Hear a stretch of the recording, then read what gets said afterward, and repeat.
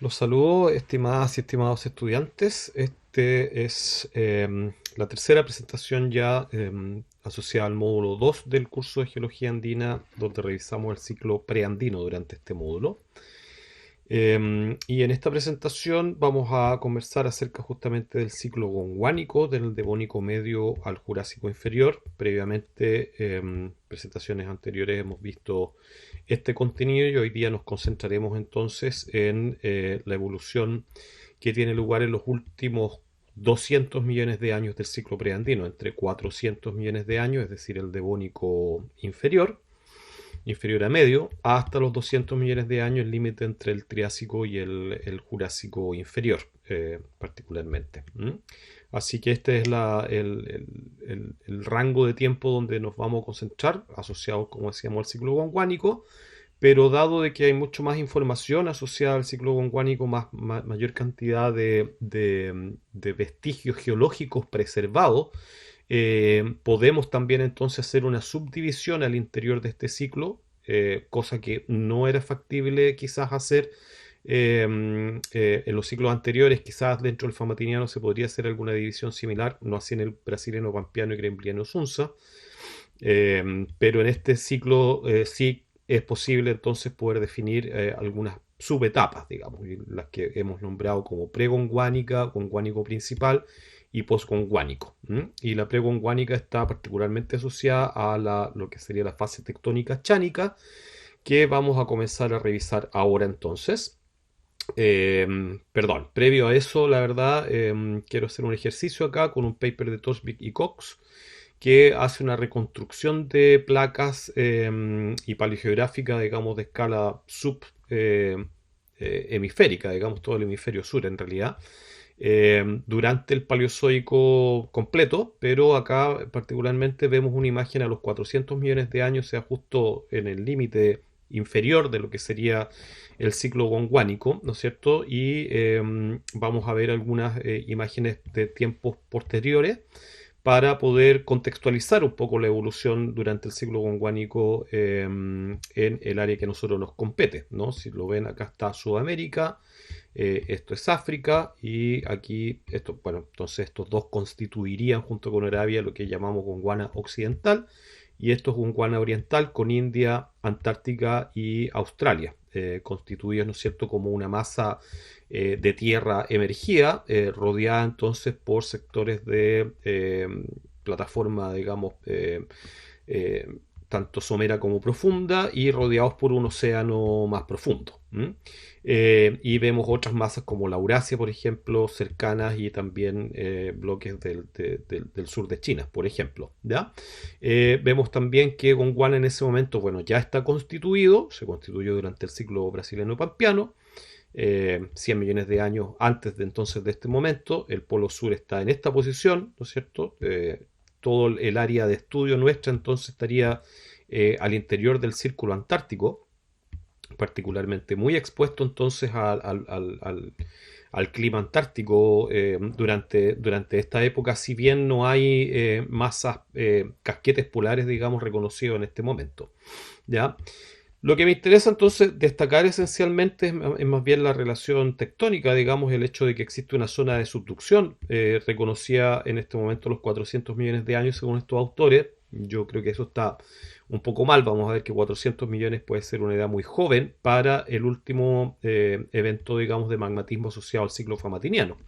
Y me interesa entonces destacar acá y hacer un ejercicio de reconocer cuáles son los terrenos que ya están acrecionados, digamos, el margen gondwánico en este momento y cuáles son los eventos posteriores entonces que queda por construir o que quedan por definir, digamos, más bien la configuración del margen, el margen andino.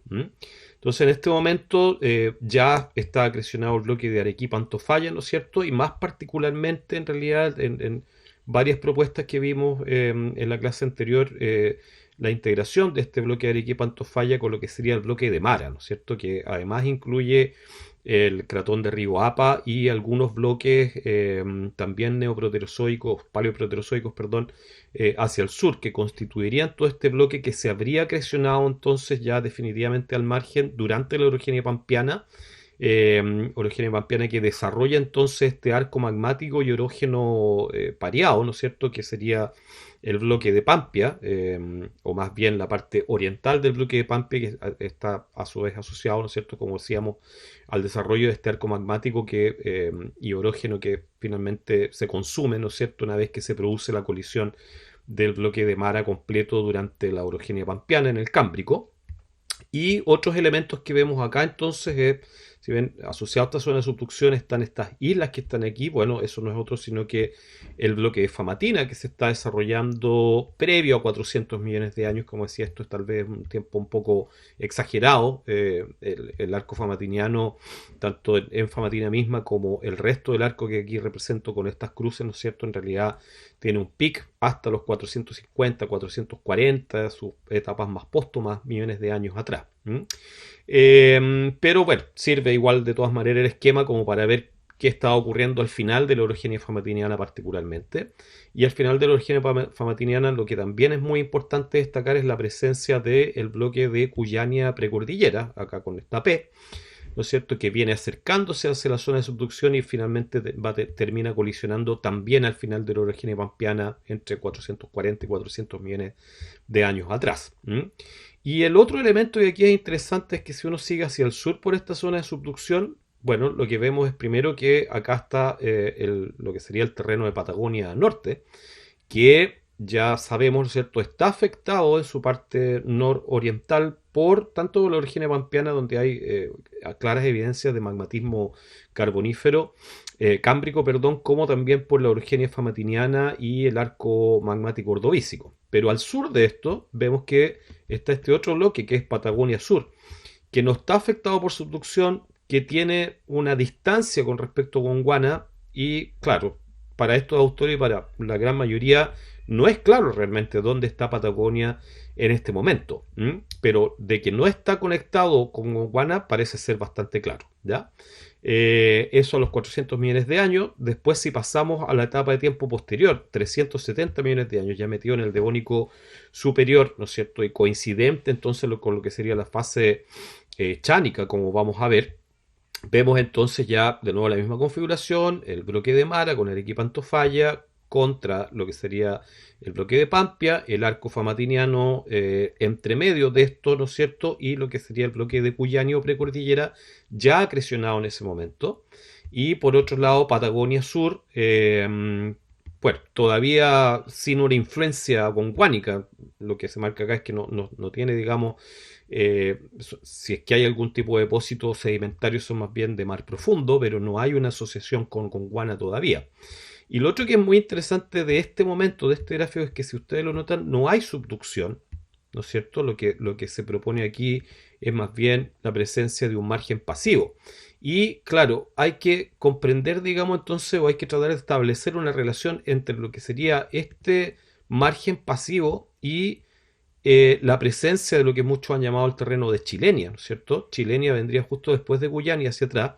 Y cuesta, en este esquema, digamos, es imposible realmente determinar cuándo pudo haber sido acrecionado Chilenia, porque justamente entre la etapa anterior y esta no hay un tiempo suficiente, la subducción paró y es difícil establecer en realidad que podría haber colisionado otro terreno, que es el terreno de Chilenia, que vendría al oeste de Guyana. Pero bueno, así ha sido propuesto y habría que establecer que ese terreno chileno tiene esta posición que está acá, ¿no es cierto? Y también otra cosa que es interesante es que hoy día se conoce mejor también que este margen pasivo probablemente está hasta acá en Gondwana, pero hacia el sur, en la parte sur, digamos, de lo que sería Patagonia Sur, y también perdón, parte sur occidental de Patagonia Norte y en la parte occidental de Patagonia Sur, pudiera existir una subducción durante el Devónico. Hay intrusivos devónicos reconocidos y vamos entonces a hablar de eso. Y esto no fue incluido dentro de este trabajo, ¿ya? Pero eso es un elemento re importante para comprender también la paleogeografía devónica y la relación que pudiera existir entre estos sectores de más al sur y todos los terrenos que están hacia el norte y también, de hecho, digamos, la presencia o no de Chilenia. Interesante también de que subducción sí existe, pero hacia la Eurasia, ¿no es cierto? Y podría haber si hubiera seguido esto, haber existido una colisión de estos dos terrenos, o sea, de estos dos grandes masas continentales ya en el Devónico, pero como ven, también lo que se establece aquí es que hay una gran zona de transcurrencia que está movilizando la Eurasia hacia el norte. En realidad es casi, digamos, paralelo a lo que sería un círculo meridional. No, paralelo, más bien un paralelo, disculpen, ¿no es cierto? Y que permite que se mueva todo este bloque hacia esa otra posición. Y de hecho, si pasamos entonces ya a el Carbonífero superior, bueno, lo que vemos es que la Eurasia se ha desplazado bastante hacia lo que sería el norte actual. En realidad se movió más bien, como decía, paralelo al polo, y va está a punto de colisionar en realidad en este momento no con la parte andina, digamos, sino, o sea, sí con la parte andina, pero con los Andes del norte, o más bien con el extremo norte de Sudamérica y noroccidental de África. Pero claro, acá en el Carbonífero inferior lo que más importa, ¿no es cierto?, aquí es que se reanuda la subducción, ¿ya? Se genera un margen activo de subducción nuevamente y probablemente una subducción que está afectando no solamente a los bloques que ya se encontraban acrecionados en Gondwana, no los vuelvo a poner nuevamente, pero también en Patagonia Sur. Y a los 310 ese arco magmático está bien desarrollado, sobre todo en la parte occidental de Gondwana, en nuestra área de estudio. Y importantemente lo que ocurrió en este momento ya es la colisión de la Eurasia con, o Laurentia con Gondwana para formar Pangea. Pangea se constituye entonces durante el Carbonífero superior. Ese evento global, ¿no es cierto?, es muy importante también poderlo relacionar con los eventos locales que ocurren en Sudamérica. ¿Ah? Vemos a Patagonia ya emergía posiblemente en este momento, pero todavía sin subductar, todavía sin colisionar con el resto de Gondwana y particularmente con el cono sur de Sudamérica. Lo que sí es claro en este momento es que se establece un sistema de arco magmático con un prisma acrecionario hacia el oeste. El típico sistema de subducción andino, ¿no es cierto?, de arco con complejos acrecionarios de antearco. No está claro si cuál es la extensión hacia el sur ni qué relación podría tener con Patagonia en este momento. Eso es algo que hay que dilucidar y que voy a tratar de explicar también en base a los papers más recientes cuál podría ser esa relación durante el Carbonífero superior ya. Y en el Pérmico inferior, ahora sí ya vemos establecía algún tipo de zona colisional o zona de subducción entre Patagonia y Patagonia norte, digamos, Patagonia sur con Patagonia norte y también con lo que sería el cratón del Kalahari, digamos, y más bien la parte sur de África. Durante el Pérmico, entonces ya habría evidencias de una posible colisión de Patagonia, mucho más próxima al continente, y ya a los 250 millones de años, ¿no es cierto? En este esquema por lo menos se ve a Patagonia ya colisionado, pero noten también interesantemente que la posición de Patagonia es bastante más coordenadas actuales hacia el este de lo que hoy día le encontramos, ¿no es cierto? Hay un desplazamiento entre Patagonia y el resto de Sudamérica que después va a tener que ser corregido. Hay una relación importante también con la península antártica en ese momento, ¿no es cierto? Algunos autores están juntas ambos terrenos, península antártica con Patagonia, y después se separan al momento cuando Patagonia comienza a moverse hacia el oeste hasta su posición actual. Otra cosa que aquí se pone en evidencia también es que no es muy claro si acaso hubo subducción durante el Pérmico superior al Triásico, digamos, lo que sería ya la fase postgondwánica en este sector de los Andes, y eso lo vamos a recalcar también. Y bueno, su relación con la colisión de Patagonia hay que establecerla. Así que estos son los grandes temas en realidad que hay que tratar cuando analizamos el ciclo gondwánico. He querido resumirlos, digamos, en este ejercicio, simplemente como para tenerlos más claros. Bueno, vean también cómo se movió todo Gondwana desde el Polo Sur. A medida que va construyéndose Gondwana, se va moviendo también, se va retirando del polo hacia posiciones más ecuatoriales. Y finalmente a los 200 millones de años, bueno, el polo quedó bastante al sur y Gondwana ya, Pangea, digamos, está completamente constituido, y en ese momento comienza ya a haber una separación de ambos, ¿no es cierto? Empieza a haber un rifting aquí a los 195 millones de años, a los 170 en esta posición. Durante entonces el Jurásico inferior se empieza a disgregar el Pangea ya constituido y particularmente también Gondwana a los 170, 160, 150 millones de años. Vean también cómo Patagonia entonces está desplazado. Se establece aquí una falla transcurrente dextral que tendría que estar ocurriendo y moviéndose para después poner a Patagonia en su posición final.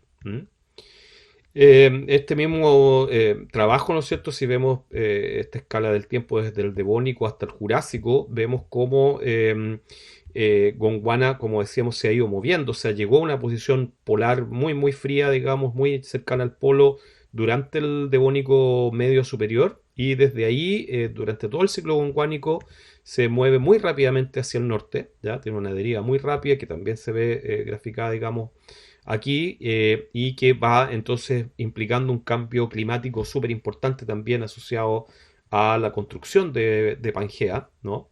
Desde Gondwana hacia Pangea, y cambios globales entonces son muy importantes en ese momento.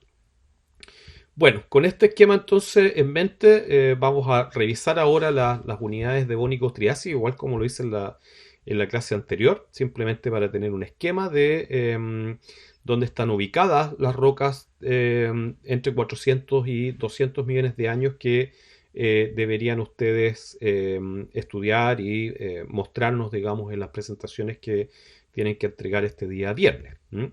Establecemos de nuevo entonces los segmentos y podemos decir que en el segmento altiplano las rocas sí, intrusivas y metamórficas están principalmente en la cordillera de la costa, en esta parte de la cordillera de la costa, la parte más sur de la cordillera de la costa, y también en la cordillera de Domeico, ¿ya?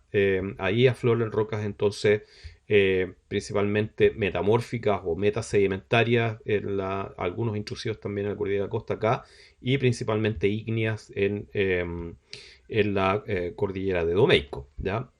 Y las rocas sedimentarias, de nuevo, afloran principalmente aquí en la cordillera oriental y algo en la sierra subandina.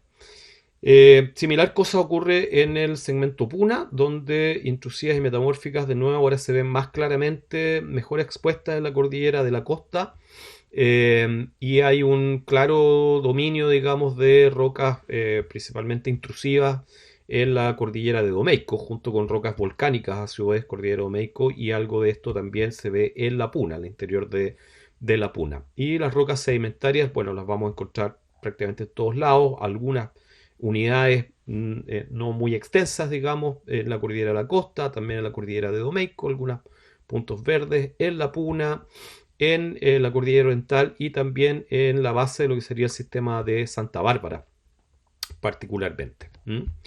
En el segmento cordillera frontal, de similar manera, vemos rocas ígneo-metamórficas, metamórficas principalmente en la cordillera de la costa. Toda la cordillera frontal está constituida, ¿no es cierto?, por rocas tanto intrusivas como volcánicas, principalmente, aflorantes en la cordillera frontal. Y rocas sedimentarias encontramos también en la cordillera de la costa, algo en la parte perdón, de la cordillera frontal, y principalmente en la precordillera, y algo también en las sierras pampeanas, ¿ya?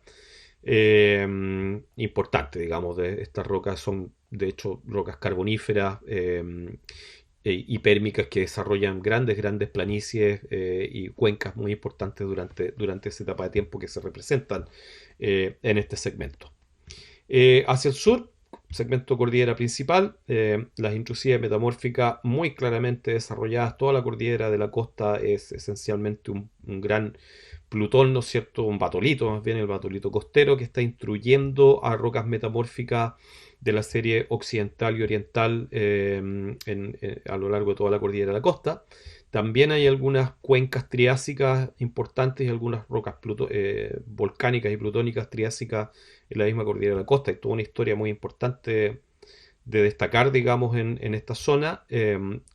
Rocas sedimentarias principalmente y metasedimentarias en la cordillera principal y en el sistema neuquino, ese SN que está ahí. Y importantemente rocas tanto intrusivas como volcánicas en lo que sería el bloque San Rafael y el macizo de Chile y de Ubú, que está aquí en esta zona. Pasando a lo que sería cordillera patagónica, las cosas no cambian mucho. También tenemos rocas metamórficas principalmente en esta zona. Algo de rocas intrusivas, si ven, digamos, los intrusivos que venían por acá se desplazan hacia el este y por lo tanto cruzan la cordillera patagónica más o menos a la altura del lago Panguipulli, donde podemos ver intrusivos del Carbonífero superior, que está mucho mejor desarrollado en lo que sería el macizo norpatagónico, donde afloran tanto rocas metamórficas como intrusivas y también volcánicas, a su vez que también en algunos sectores hay rocas sedimentarias y estas también afloran de manera importante lo que sería la Patagonia extraandina en esta zona de acá. Y finalmente en el segmento sur vemos principalmente rocas metamórficas en la cordillera de la costa, digamos la parte más bien del archipiélago, pero principalmente lo que sería la cordillera fueguina, digamos, o cordillera patagónica sur, donde vemos este gran complejo metamórfico, que es el complejo metamórfico de los Andes orientales, y varios otros complejos metamórficos que están más al sur, donde hay evidencias de sedimentación principalmente del protolito durante el carbonífero, el paleozoico superior, como probablemente nos van a mostrar algunos, el grupo que le corresponde a este segmento. Además hay rocas sedimentarias y también metamórficas en algunos sectores del macizo del Deseado, ¿ya? Así que en base a esa distribución de unidades hay que trabajar, digamos, hay que concentrarse en tratar de describirlas de la mejor forma posible y relacionarlas con la historia geológica de cada uno de estos segmentos. Y lo que yo voy a hacer ahora es más bien hacer un resumen de esa historia geológica con una perspectiva más amplia, ¿ya? Una perspectiva de multisegmento, y para eso lo primero, digamos, es definir estos grandes megasegmentos, digamos, pues efectivamente la historia, sobre todo del ciclo gondwánico, ¿no es cierto?, está claramente segmentada en estos tres grandes segmentos, ¿ya? Un segmento norte, centro y sur, que coinciden, digamos, los límites de esos segmentos con lineamientos importantes, por ejemplo, entre el centro y el sur, con lo que sería la dorsal de Winkle, se llama, digamos, o la gran zona, digamos, de sutura en realidad, o de contacto entre Patagonia completa, digamos, pero Patagonia Norte y el resto de los otros terrenos hacia el norte, o acá en esta zona también tal vez un poco más al norte, digamos, la terminación de varios terrenos hacia el norte y su contacto con los que vienen más hacia el sur, ¿ya? Y efectivamente la historia geológica sobre todo tiene una diferencia fundamental entre lo que sería la parte norte y centro con la historia que se puede contar en Patagonia. En algún momento obviamente convergen, esencialmente cuando ocurre la colisión del terreno de Patagonia Sur con el resto del continente, pero hay una clara diferencia antes de ello y por lo tanto es adecuado poder describir en realidad esa evolución en base a este esquema de segmentación de gran escala. Y bueno, vamos a comenzar entonces viendo las tres subetapas del ciclo gondwánico. Partimos entonces con lo que sería el pregondwánico, asociado a su vez a la fase chánica, que va, digamos, se desarrolla durante el Devónico medio del Carbonífero inferior entre 400 y 330 millones de años atrás. Y para ello ocupo una figura en realidad que viene la tomé de algunas presentaciones de años anteriores, pero que sirve para mostrar que en realidad la fase tectónica chánica, que es, como vamos a ver, efectivamente una fase de deformación compresiva importante, se desarrolla no a lo largo de todo el margen andino, sino que en una región bastante limitada, digamos, y clara, justamente en lo que sería este megasegmento central, digamos, entre los 28 y los 39 grados sur. Al este, además de lo que sería la extensión del terreno de Chilenia, ¿ya? Particularmente en algunos sectores de la precordillera, de la cordillera frontal sur y algunas ventanas paleozoicas en el sistema neuquino, como vamos a ver. No existen evidencias definitivamente de ninguna actividad tectónica importante durante esta etapa de tiempo en el segmento norte, y tampoco es muy claro, sobre todo en la parte desde el punto de vista deformacional y de metamorfismo, que hubiese habido algún evento significativo devónico carbonífero inferior en el segmento sur, ¿ya? Es realmente solo en el segmento central donde de verdad se evidencia muy claramente. Y es por ello que ha sido relacionado a su vez con lo que sería la evolución del terreno de Chilenia, ¿ya? Que tiene una extensión principalmente, digamos, en esta zona. Veamos un poco más en detalle eso entonces, si miramos el segmento norte, ¿no es cierto?, entre los 18 y los 28 grados sur, según este trabajo de Balburg y Hervé del año 97, ¿no? Este es un esquema que ya les mostré la clase anterior, en realidad, esencialmente para describir el ciclo pampeano y también famatiniano, que se ve muy claramente en términos de la estratigrafía, el magmatismo y el metamorfismo en el norte de Chile y en el noroeste de Argentina, ¿ya? Pero vemos que después, o sea, después de lo que sería la fase oclógica o la fase orogénea, digamos, famatiniana, al final del Ordovícico, vemos que no hay depositación prácticamente de ninguna secuencia estratigráfica hasta el Devónico, y lo que tampoco hay claramente es magmatismo y metamorfismo asociado. Y ellos lo que definen en realidad durante esta época es esencialmente un margen pasivo, ¿ya? La depositación de las unidades, digamos, sedimentarias que se depositan a partir del Devónico son esencialmente la formación del toco, las tórtolas, la formación zorritas en una posición un poco más hacia el interior del continente, ¿no es cierto? Y Sierra del Tigre, todas estas de edad devónico a carbonífero principalmente inferior, ¿ya? Y vemos en este otro paper de Balburg del 2009 un esquema bastante simplificado de los terrenos con la posición de esas unidades y particularmente aquí de dónde se extrajeron muestras para hacer circones, digamos, un estudio de circones detríticos que después voy a destacar. Entonces vemos que, bueno, estas unidades, sobre todo el toco y las tórtolas, pertenecerían más bien a lo que sería el basamento de Arequipa o Pampia, ¿no es cierto? Y al sur de esto estaría más bien el terreno de Chilenia y de Cuyania. Bueno, pero lo importante de la parte norte, sobre todo, estos autores destacan que posiblemente estamos en presencia de un margen pasivo, donde simplemente hay depositación por detrás de los terrenos que se acrecionaron, sobre todo durante el famatiniano, es decir, lo que sería Guyania y similares más al norte, ¿no? Se acrecionan esos terrenos y por detrás de ellos, hacia el oeste, hacia el mar, viene un margen pasivo. Y ese margen pasivo es el que se desarrolla en este momento y solo a partir del carbonífero superior ese margen pasivo se transforma en un margen activo, teniendo entonces tanto magmatismo como metamorfismo. Pero para esta época es principalmente un margen pasivo. ¿Ok? No es lo mismo lo que ocurre entonces en Argentina, lo que sería la precordillera, y dentro de este segmento que yo definía entre los 29 y los 39, 38 grados sur, que sería el segmento central, ¿no? En este trabajo de Colombo y otros, ellos se concentran hacia un análisis estratigráfico de las secuencias carboníferas o devónico-carboníferas que afloran en la precordillera. Y sin entrar en detalle de ese análisis, lo único que quiero mostrar en realidad como para graficar la orogenia chánica o las fases tectónicas chánicas es este esquema de una columna estratigráfica levantada en ese sector, ¿no es cierto? Donde vemos, bueno, una potente secuencia principalmente carbonífera inferior, ¿ya? Que la ven acá inclinada, ¿no es cierto?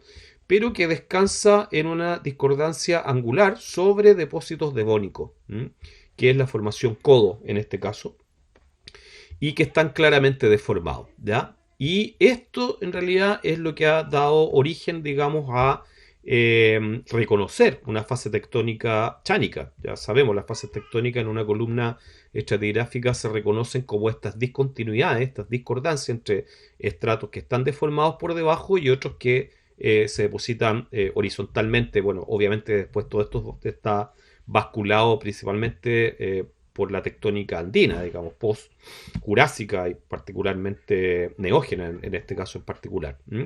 Pero si uno la devolviera, digamos, y la pusiera en horizontal esta secuencia, claro, lo que vemos es que esta discontinuidad está entre capas que están deformadas del devónico y sobre ellas se depositan estas capas del carbonífero inferior, que después también tiene una discordancia angular con depósitos que son del pérmico inferior.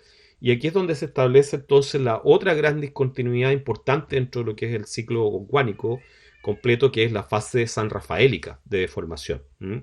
Que aquí se ve bastante menos espectacular que la fase chánica, ¿no? La fase chánica, si lo ven, habría generado una tremenda deformación de estas capas devónicas y solo un basculamiento de las capas carboníferas inferiores previo a la depositación del pérmico. Pero bueno, nosotros nos vamos a concentrar ahora en lo que sería la fase chánica, ya que claramente se puede reconocer en la zona entonces de la precordillera argentina. Otro sector donde también se reconoce, esto lo vemos en un trabajo de Yacosa del año 2014, es en lo que se llama Cordillera del Viento, que es esta topografía elevada, ¿no es cierto? Que está más o menos en el límite entre lo que sería la cordillera principal y el sistema neuquino. Y si vemos entonces un perfil estructural levantado en esa zona, que pasa por ahí, claro, lo que vemos es que hay un núcleo de basamento antiguo, rocas metamórficas del Devónico, que están sobreyacidas por rocas sedimentarias y volcánicas del Carbonífero, y también por rocas del Pérmico y el Triásico. O sea, aquí está toda la secuencia del ciclo gondwánico muy bien expuesto en la cordillera del Viento. Es una especie de anticlinal, digamos, de basamento levantado por estas fallas, bordeado a su vez por las rocas ya más jóvenes del ciclo andino, o sea, jurásicas, cretásicas y mucho más jóvenes neógenas hacia el oeste. Pero acá hay una ventana muy, muy importante, interesante del Paleozoico, y es allí entonces donde estos autores también describen la orogenia o el ciclo chánico, ¿no es cierto?, del silúrico al devónico hasta el carbonífero inferior, tanto en la cordillera del Viento como también la comparan con la parte sur de la cordillera frontal, que sería el Cordón del Plata, donde también se ve claramente, digamos, depósitos pre-chánicos y depósitos sin orogénicos, digamos, que se depositan simultáneamente con el desarrollo de la orogenia chánica en el carbonífero inferior, ¿no es cierto? Y el paso de lo que serían cuencas de antearco a cuencas de antepaís. Si recuerdan, esta secuencia del paso de una sedimentación de antearco a más bien una secuencia de antepaís siempre ha sido relacionada con la colisión de terreno, y lo veíamos en los ciclos previos, digamos, a los 400 millones de años. Y entonces la ocurrencia de la orogenia chánica y este patrón de sedimentación y patrón tectónico ha sido tradicionalmente asociado con la colisión de un terreno. ¿Qué terreno? El terreno de Chilenia, claramente que sí. Y esto, en realidad, esta historia viene desde este trabajo de Ramos del año 86, que fue el primero en proponer, el gran maestro Ramos, la existencia de este terreno de Chilenia. Lo vemos acá. Esto, bueno, son figuras bastante antiguas, digamos, paper muy viejo, ¿no es cierto? Pero muy interesante notar cómo, de dónde nace el concepto del terreno de Chilenia y su relación con la fase chánica. Y claro, acá vemos columnas estratigráficas en la cordillera de la costa en Chile, en la cordillera frontal, que es entre Chile y Argentina, digamos, está la parte chilena y está la parte argentina, la precordillera argentina y las sierras pampeanas. Al comparar estas columnas estratigráficas, notamos entonces que en Chile prácticamente no hay rocas predevónicas, ¿no?, en el área de lo que sería, digamos, este segmento, ¿no es cierto?, entre los 28 y los 37 grados sur, por ahí. Hay rocas, ¿no es cierto?, que vienen en realidad algo de devónico, pero son más bien rocas carboníferas, depositadas quizá en el devónico, pero después deformadas en el carbonífero en un prisma acrecionario que se genera entonces después de la fase chánica. Sí es muy importante qué es lo que pasa en la cordillera frontal, donde vemos que en realidad no está muy bien expuesta la base de una secuencia sedimentaria carbonífera, que después es intruida en realidad por los intrusivos que están asociados a la fase gondwánica, propiamente tal. No voy a hablar mucho de eso ahora, y después el grupo Choyoy arriba. Pero en la cordillera frontal, en un sector bien particular de la cordillera frontal en Chile, se expone una unidad que es muy muy importante, se llaman los neises de la Pampa, que en ese momento, en el año 86, la única edad que existía era una edad de potasio-argón, una edad muy mala, muy de mala calidad, la única que había en ese momento, que era de 415 millones de años, previo entonces al desarrollo de la deformación posterior ¿no es cierto?, que a su vez se ve muy bien expuesta en la precordillera. En Argentina hay toda una secuencia antigua, ¿no es cierto?, ya lo saben ustedes, una secuencia en realidad que es cámbrica a ordovícica, que después está deformada, muy claramente deformada, y por encima de esas rocas deformadas se deposita el carbonífero, que es un poco lo que les mostré recién del paper de Colombo, donde se ven los depósitos, sobre todo devónicos, ¿no es cierto?, deformados por debajo de depósitos carboníferos. Y entonces se establece esta, digamos, fase chánica esencialmente por esa discontinuidad, por el hecho de que no hay estratos más viejos en la cordillera frontal, y todo esto estaría reposando sobre estos neises de la Pampa, que son unos ortoneises, por lo tanto son de protolito ígneo, y para todos los autores en ese momento significaba esto la presencia en realidad de un arco magmático sobre un terreno más antiguo, que termina siendo el terreno de Chilenia, ¿no? Y asociado a esta deformación además hay un plutonismo importante, también está este otro plutonismo, pero este es famatiriano, ¿cierto? 440, 450 millones de años.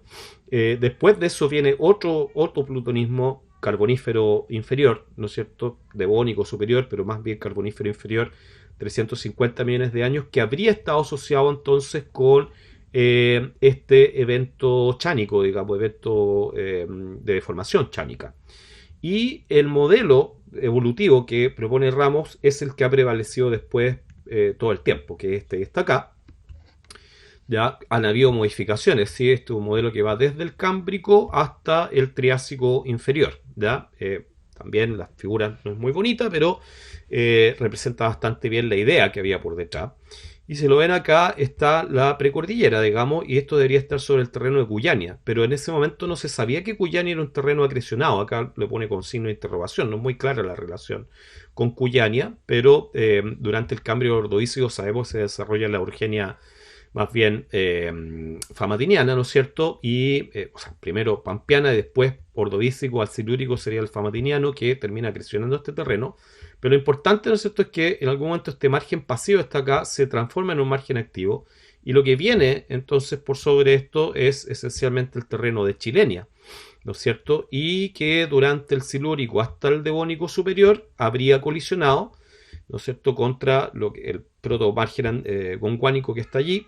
En algún momento, digamos, en este momento también todavía se está generando algo de magmatismo, hay deformación de estas unidades, que es lo más importante, pues finalmente es la evidencia de una fase tectónica, la deformación de esta roca, colisiona el terreno de Chilenia, según este modelo, por detrás de él hay un margen pasivo, que este está acá, pero se desarrolla un margen activo después de la colisión, y ya en el carbonífero, esencialmente ese margen activo desarrolla un prisma acrecionario y un arco magmático, y posterior a esto, en el Pérmico y el Triásico inferior,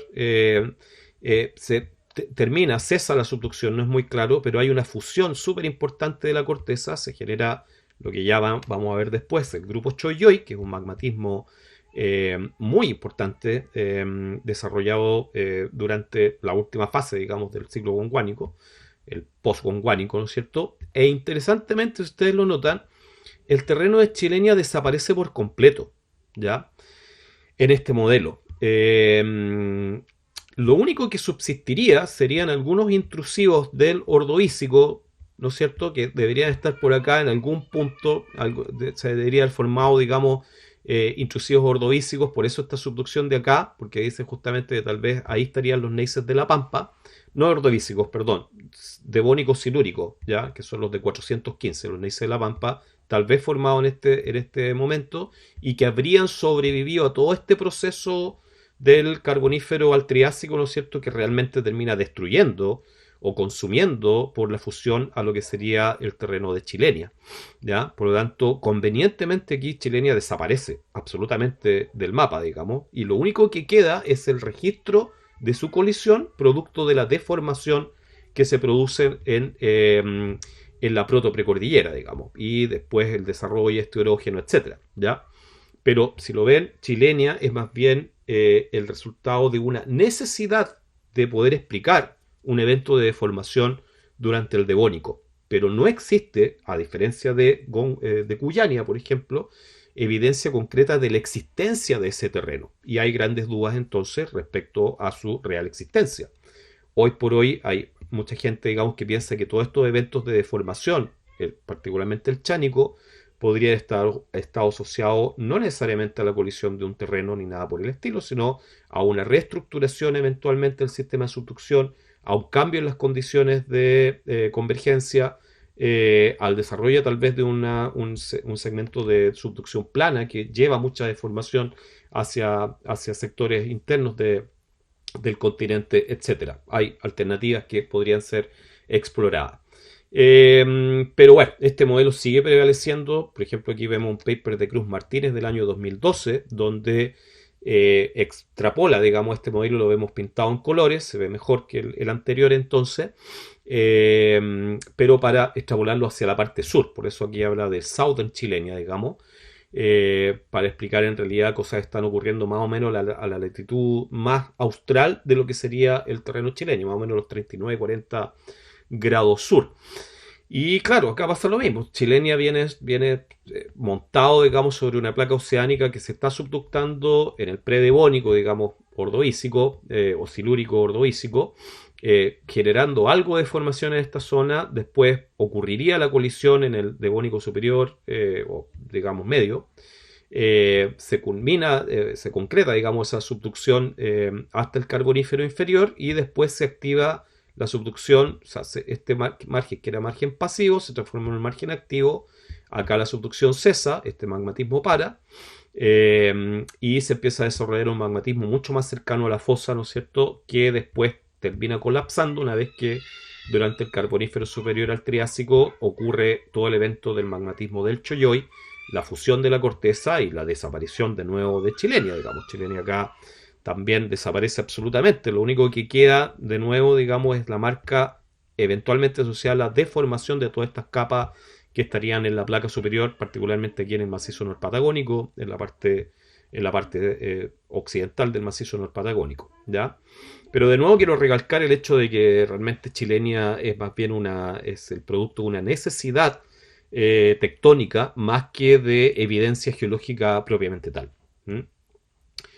Y bueno, hay otras propuestas, digamos, más modernas también. Por ejemplo, el caso de Heredia, donde ya no habla de Chilenia y de Cuyania, sino que ellos proponen la existencia de un terreno conjunto que se llama Chiku, Chilenia, Cuyania, junto.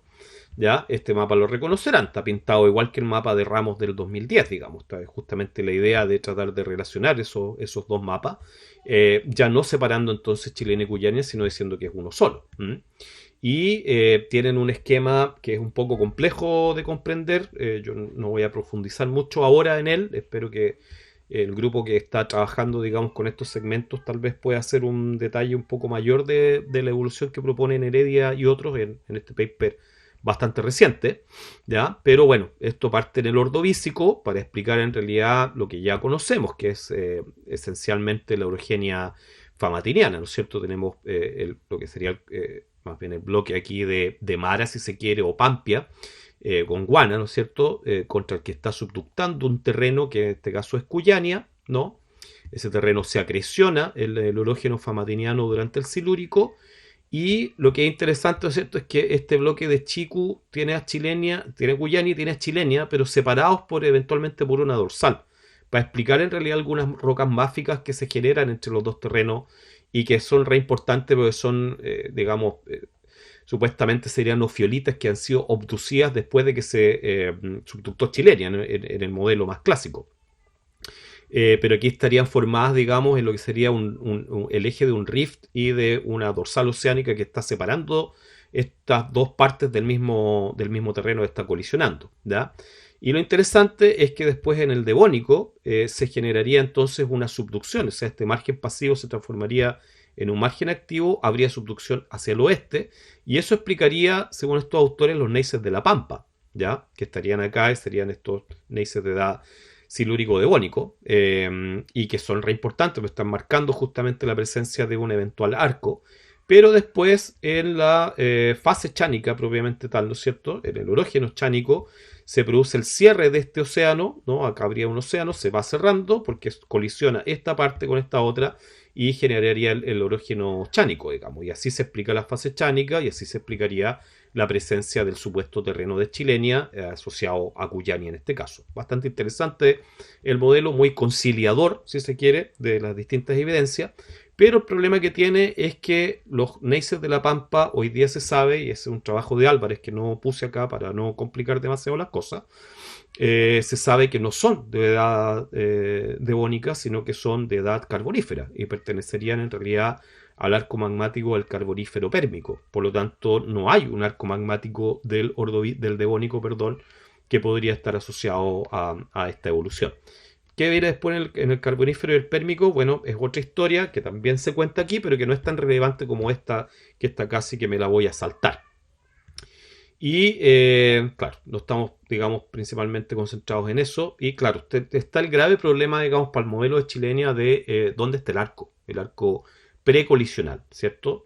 Ya sabemos que dentro del el modelo de una acreción de terreno previo a su acreción hay el desarrollo de una zona de subducción que debería tener un arco expuesto, un arco magmático expuesto. Eso no existe en el caso de Chilenia, ¿ya? ¿Dónde está ese arco devónico precolisión de Chilenia? Si pensamos en este mapa de acá, ¿no es cierto? Ya lo conocen ustedes, donde queda hasta Cuyania. Chilenia está a este lado y lo que debería haber existido es una subducción que generara un arco magmático por acá. Pero sí hay intrusivos, digamos, devónicos y carboníferos en este sector, pero son estos que están acá, ¿ya? Que están mucho más lejos de lo que sería la paleozona de subducción.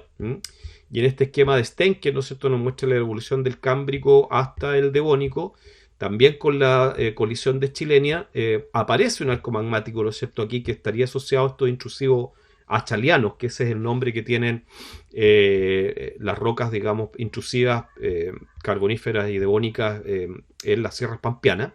Le llaman los intrusivos achalianos, hay algunos ahí, hay otros ahí, pero son muy poquititos, muy central, muy focalizados, digamos, en algunas zonas y definitivamente súper lejos, 500-700 kilómetros al este de lo que podría haber sido la sutura de Chilenia con Cuyania. Por lo tanto, es muy difícil relacionarlo a través de un arco previo a la colisión.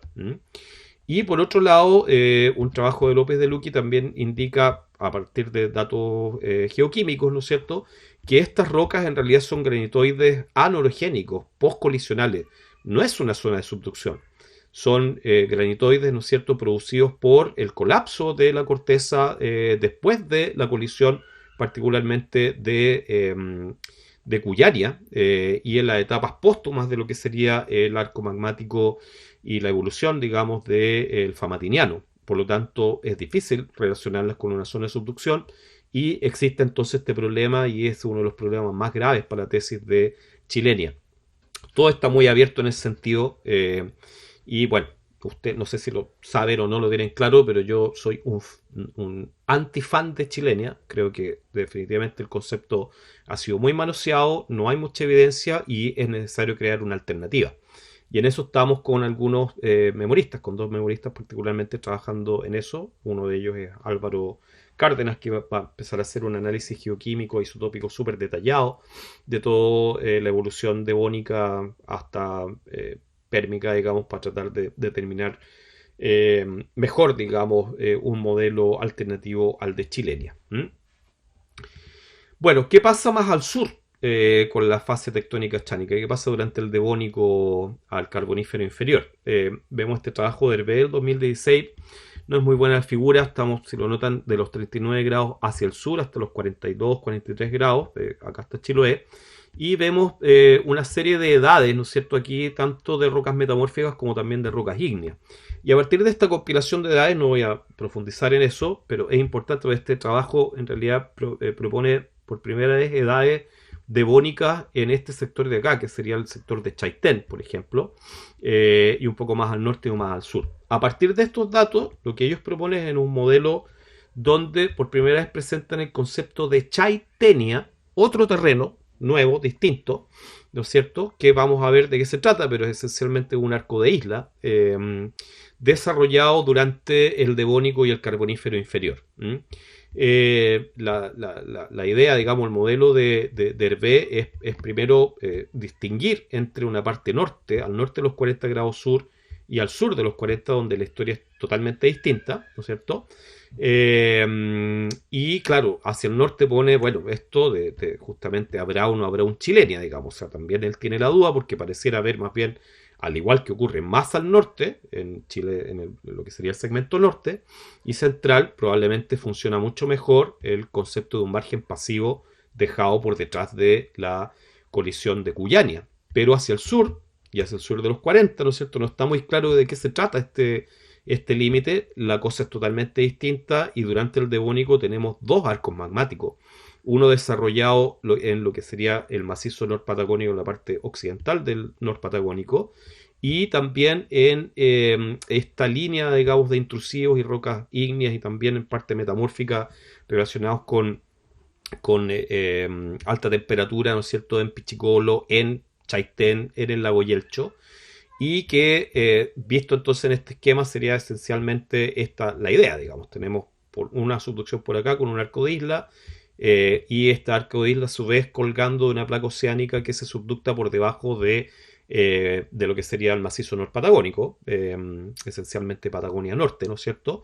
Generando un doble arco con edades relativamente similares en torno desde los 385 hasta los 350 millones de años, 400 hasta los 350 millones de años, ¿no? Devónico carbonífero superior, y después ya pasado los 350, los 320, o sea, ya metido en la fase final de lo que sería la fase chánica o pregonguánica y el comienzo de la fase gonguánica, se habría acrecionado este arco, habría colisionado, ¿no es cierto? Y después tenemos solo una subducción y aquí habría una sutura entonces que relaciona Chaitenia o el arco de islas, digamos, de Chaitenia, para no hablar de un terreno completo, con el resto del continente. ¿Ya? Así que la historia es súper distinta al sur de los 40, ¿no es cierto? Imposible hacer una relación directa entre los fenómenos magmáticos y la subducción que ocurre al sur con lo que está pasando al norte, donde no sabemos realmente si existe o no Chilenia, no hay un magmatismo claro en ese momento, más al norte definitivamente un margen pasivo, así que la historia es muy muy distinta al norte y al sur de esta latitud. Ya, bueno, lo otro que dice, o sea, el análisis que hace Hervé, digamos, en este trabajo es de los isótopos de hafnio y oxígeno en los circones. Eso es una cosa maravillosa, los circones, digamos, además de darle edad de los circones, ¿no es cierto?, que está acá en el eje X, también nos da el contenido de hafnio y de oxígeno, que son isótopos que a su vez se pueden relacionar muy bien con las fuentes de esos magmas, y nos hablan entonces de que este arco magmático era esencialmente un arco juvenil, ¿no es cierto? Tenemos esencialmente astenósfera fundiéndose y saliendo directamente a superficie sin gran contaminación, que es lo esperable de un arco de isla, a diferencia entonces del arco continental, que era esencialmente en corteza, con fusión de la corteza y con una componente entonces cortical importante. Y bueno, más al sur aún, cuando vamos ya al segmento austral, en realidad no hay mucha información, y en este paper de Calderón, también bastante reciente, lo que podemos reconocer acá son en azul las edades más jóvenes de los circones detríticos incorporados dentro de las rocas sedimentarias, ¿no? Todas estas rocas son principalmente las de aquí del el complejo metamórfico de los Andes orientales, ¿no es cierto? Son rocas metasedimentarias, son esquistos, neises, o sea, filitas y esquistos principalmente, perdón, que se formaron de protolito sedimentario. En ese protolito sedimentario está a su vez conformado por una serie de minerales, obviamente, entre ellos circones. Si sacamos la población de circones y la analizamos, lo que notamos, ¿no es cierto?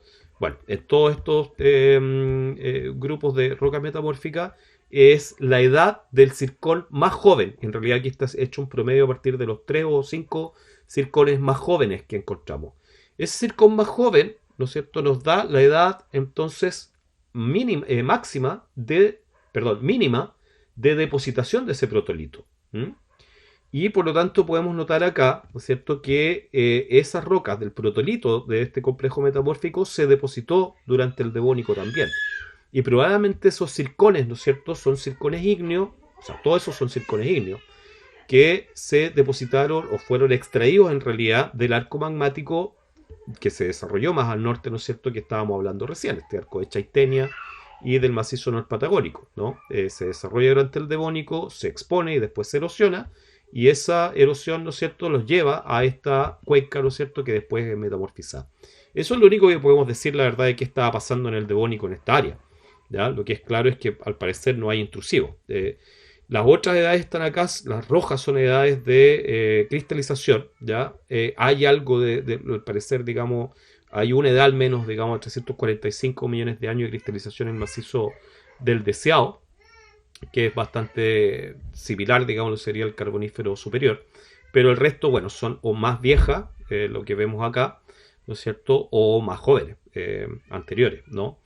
Y bueno, lo mismo vemos, todos los otros complejos metamórficos tienen edades mucho más jóvenes de depositación, y el resto de las edades que están acá son todas edades más viejas que también vienen en los circones y que marcan entonces también eventos anteriores. Pero me interesa mostrar simplemente, digamos, que acá habría una depositación durante el Devónico asociado a estas rocas. ¿Ya? Bueno, vamos entonces a la fase del Gondwánico, propiamente tal. Ya llevo 55 minutos, seguramente esto no me va a salir más corto que el video anterior que grabé. La fase principal entonces del ciclo gondwánico se desarrollaría entre el carbonífero superior al Pérmico medio, entre 330 y 260 millones de años más o menos.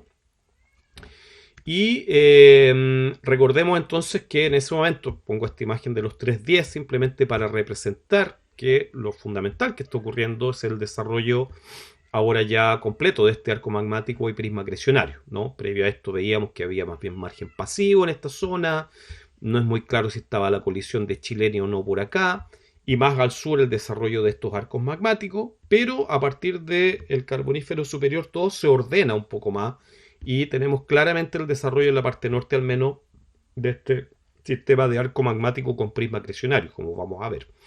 Menos claro la que pasa en el sur. Así que hablemos primero entonces del sector de antiarco y los complejos o prismas acrecionarios del Paleozoico superior. Para eso podemos volver a visitar este paper de Balbur y otros del año 2009, que ya hemos ocupado bastante, donde nos muestra justamente estos complejos de subducción, que son complejos acrecionarios y metamórficos esencialmente, que podemos reconocer a lo largo de todo el margen, pero principalmente en la cordillera de la costa norte, ¿no es cierto? Y en parte también la cordillera de la costa sur, la parte más austral. Esto sería la península de Arauco, ¿no es cierto? La parte sur es donde se expone principalmente estos complejos y están relacionados a su vez con arcos magmáticos. Que son los que vemos acá, digamos, con esta posición. Un eje del arco muy continuo en la parte norte, entre lo que sería cordillera de Domeico, cordillera frontal, y metiéndonos hacia el bloque San Rafael se dobla esto.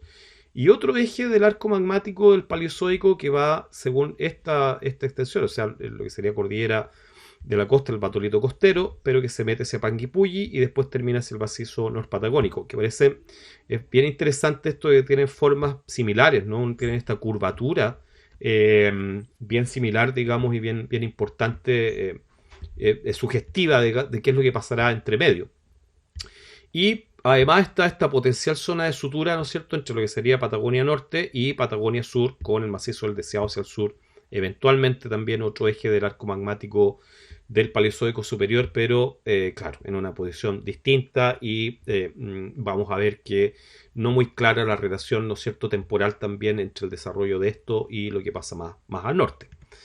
Bueno, estos complejos acrecionarios, que es de lo que estoy hablando ahora particularmente, en realidad son súper interesantes porque hacia ellos, ¿no es cierto?, al haber sido desarrollados esencialmente el metamorfismo sobre rocas sedimentarias que se depositaron en un margen pasivo, recibieron en esta posición, ¿no es cierto?, de margen pasivo aportes de ríos que venían desde distintas partes del continente. Y vemos entonces, al hacer un análisis de circones detríticos, tanto en el sur de Perú, norte de Chile y en Patagonia, ¿no es cierto?, que las poblaciones de circones son relativamente parecidas. Esto es tiempo en realidad contra cantidad de circones detríticos encontrados al interior de estas rocas.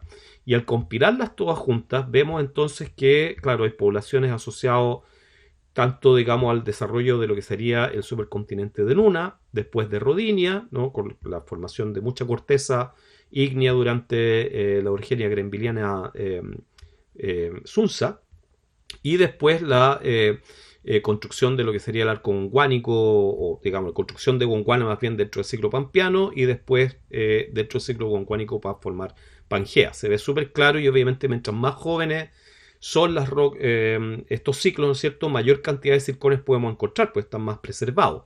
Y las últimas rocas, ¿no es cierto?, los últimos circones de acá son, claro, sobre todo en la parte norte, ¿no es cierto?, son 312 millones de años, 304 millones de años en Patagonia, ¿no es cierto? Eso marca justamente el cierre de estas cuencas y después su transformación en complejos acrecionarios, ¿no? Dejan de ser realmente cuencas y recibir sedimentos y empiezan a funcionar más bien como complejos acrecionarios. Así que es muy, muy importante eso, ¿no es cierto?, que nos da una edad un poco de cuándo comienza a construirse el par prisma acrecionario con arco magmático.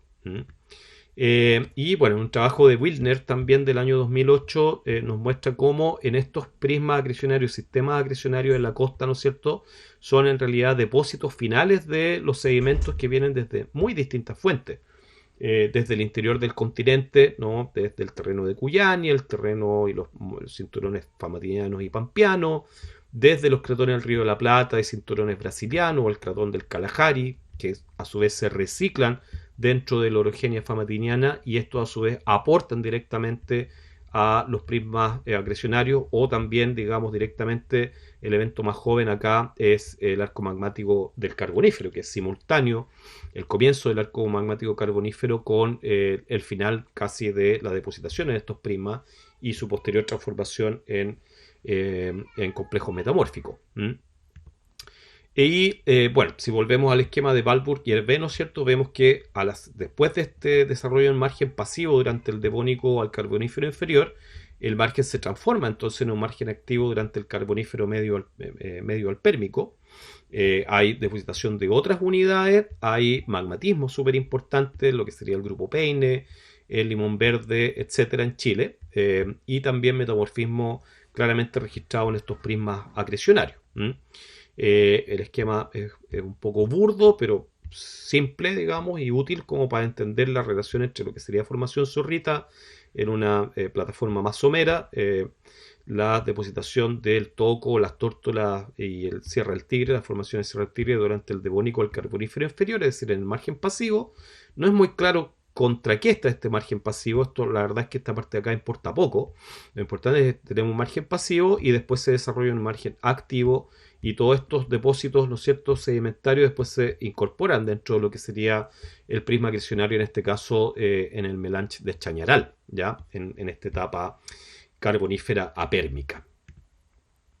Otro esquema de Wilner muy interesante, donde él intenta integrar en realidad los distintos complejos acrecionarios de Chile central y sur, 31, 32 grados, si ven acá están las latitudes, hasta los 36, 34, 36, y nos muestra la relación que existe entonces entre algunas unidades que más bien pertenecen a la parte del prisma frontal de este prisma acrecionario, ¿no es cierto?, y otras unidades que son mucho más profundas, están relacionadas con el prisma basal, que vendrían a ser en realidad esencialmente, pensando en lo que sería Chile central, el prisma basal está representado por la serie occidental, perdón, y el prisma frontal, la parte más superficial, que tiene un metamorfismo de menor grado, de menos penetrativo, digamos, sería la serie oriental, ¿ya? Pero unidades similares a la serie oriental podrían ser Agua Dulce, la formación Arrayán.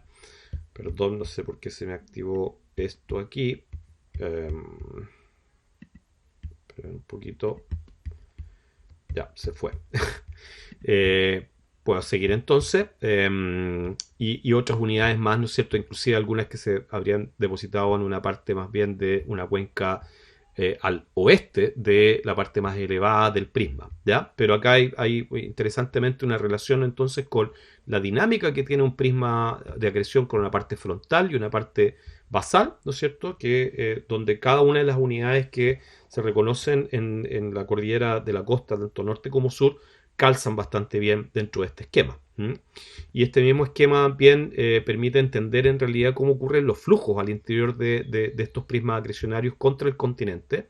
Ya esto también es sacado de un paper de Vilner, simplemente para mostrar, ¿no es cierto?, cómo se va desarrollando el patrón de metamorfismo en la parte más profunda que va hacia la parte basal, ¿no es cierto?, donde tenemos en estos círculos, ¿no es cierto?, estas unidades de roca se depositan muy, muy profundo, adquieren patrones de alta presión y temperatura y después son exhumados, ¿no es cierto?, y por eso es que salen a la superficie de esa manera. En cambio, las partículas del prisma frontal nunca pasan tan profundo, la presión y la temperatura nunca llega a ser tan alta y después la exhumación es en conjunto de los dos. Y eso es lo que vemos hoy día expuesto, digamos.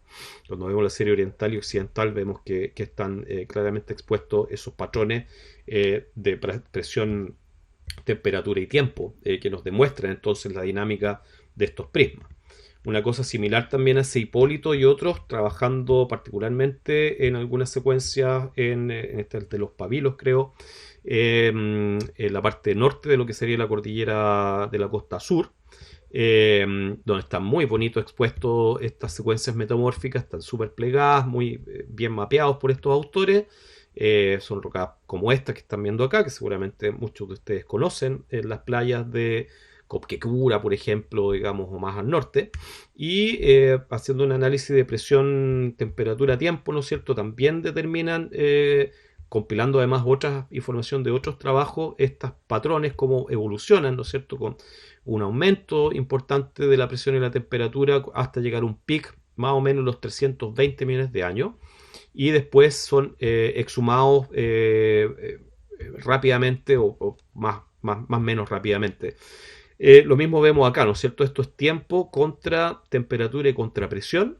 Y aquí vemos entonces que más o menos los 340, 330 millones de años se produce un pic de presión y temperatura que está relacionado en realidad con la subducción, con la activación de la subducción, más bien después del margen pasivo dejado o por Chilenia o por eventualmente Cuyania, digamos, sin necesidad de que exista un Chilenia, sino simplemente todos estos depósitos serían depósitos sedimentarios en un margen pasivo que se habrían transformado en un margen activo más o menos por acá, 340, 330 millones de años, condiciones de alta presión y temperatura, después se enfrían estas rocas y después son exhumadas a mucho menor presión y temperatura y de manera mucho más lenta, ¿no es cierto?, durante el Pérmico y el Triásico.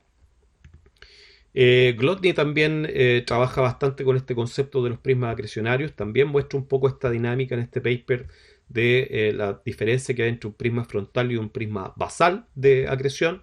Hace unos bonitos experimentos también con arena, con cajas de arena, digamos, y como experimentos análogos de cómo funcionan estos sistemas, y esto después lo aplica a comprender la historia paleozoica en lo que sería la península de Arauco, donde importantemente, ¿no es cierto?, vemos, y esto lo va a mostrar el grupo que esté haciendo este segmento, que vemos expuesto la costa actual, digamos, va por acá. Entonces lo que vemos es más bien la serie oriental junto con el batolito costero que está acá, pero hacia el sur de lo que sería la falla en Analhue ya vemos principalmente la cordillera de la costa, el prisma basal.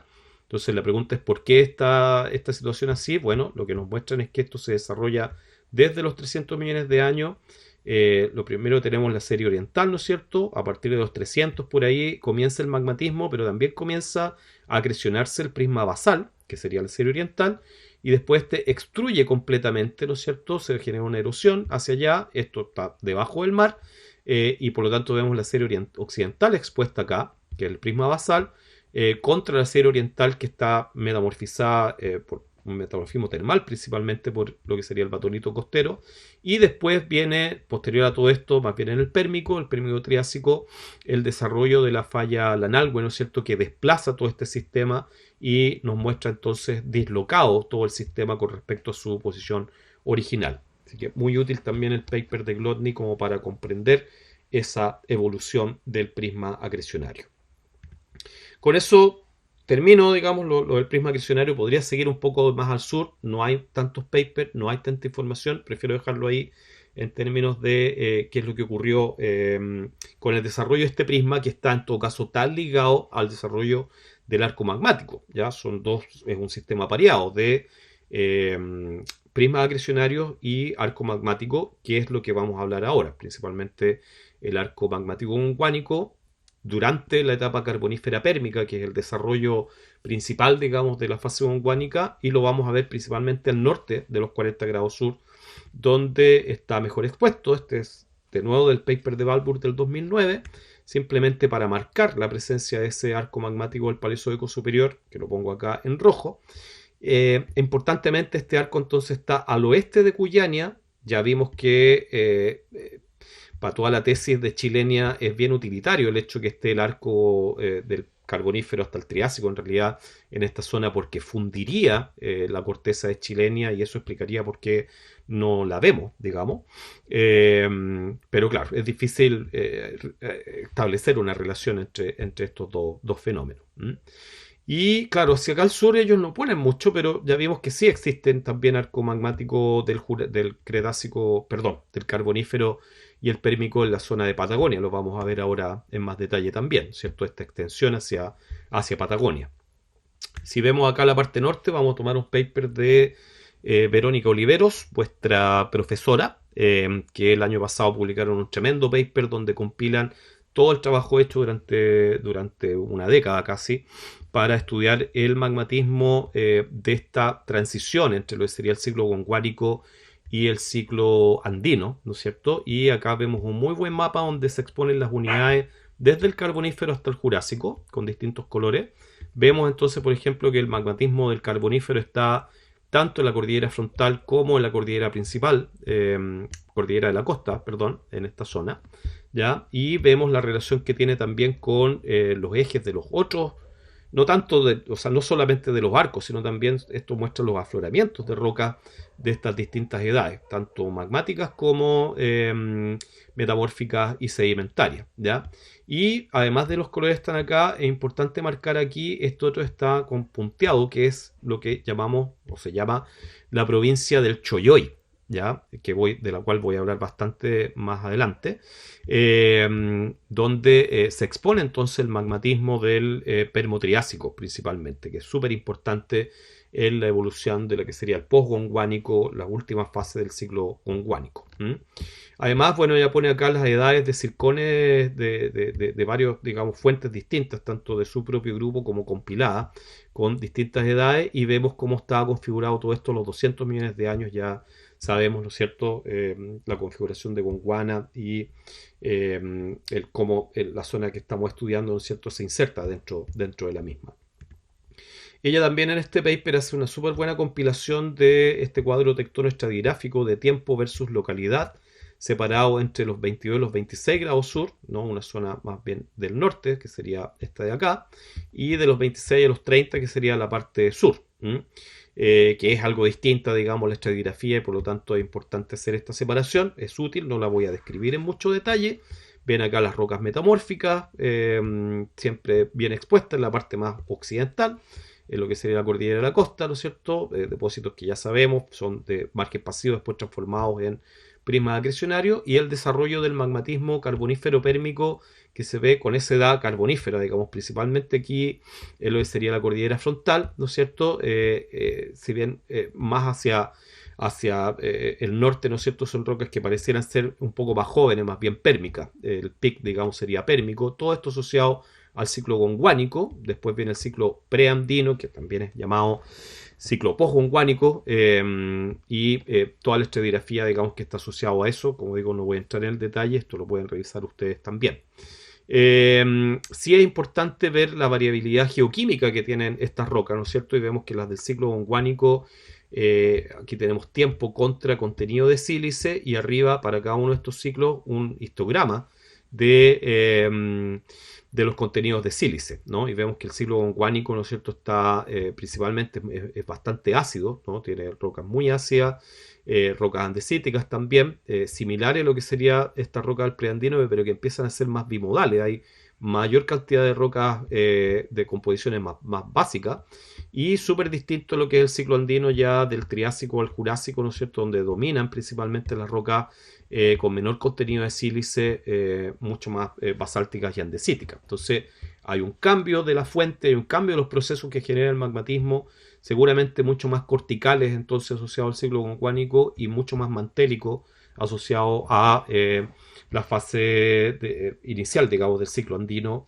con esta transición en lo que sería el preandino o posconguánico.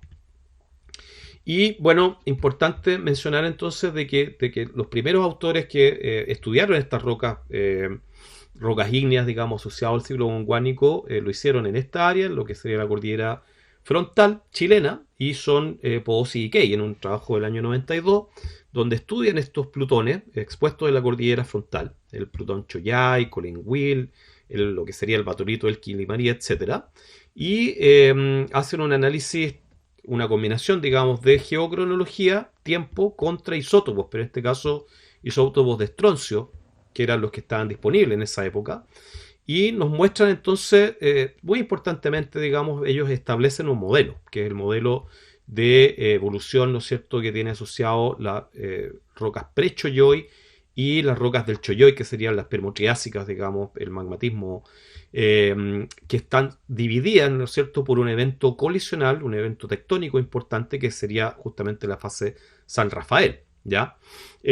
A partir de estos isótopos ellos establecen además, ¿no es cierto?, una evolución, que dicen que previo a esto, previo a la fase San Rafael, al cimiento, y vamos a ver, ellos suponen que hay una colisión asociada a esto, hay contaminación y engrosamiento cortical, ¿ya? Eso hace que las razones de estroncio-estroncio sean cada vez más altas en estos plutones. Se produce un evento de colisión, que sería la fase San Rafael, un evento de deformación importante, y después de eso la evolución posterior entonces parte de magmas juveniles y sigue hacia magmas cada vez más corticales. O sea, se rejuvenece la fuente de los magmas después de esta fase de deformación sanrafaélica, y hay una evolución muy distinta entonces asociado a lo que sería las rocas del grupo Choyoy, o las rocas magmáticas, digamos, asociado a este magmatismo, a este volcanismo tan importante del Choyoy.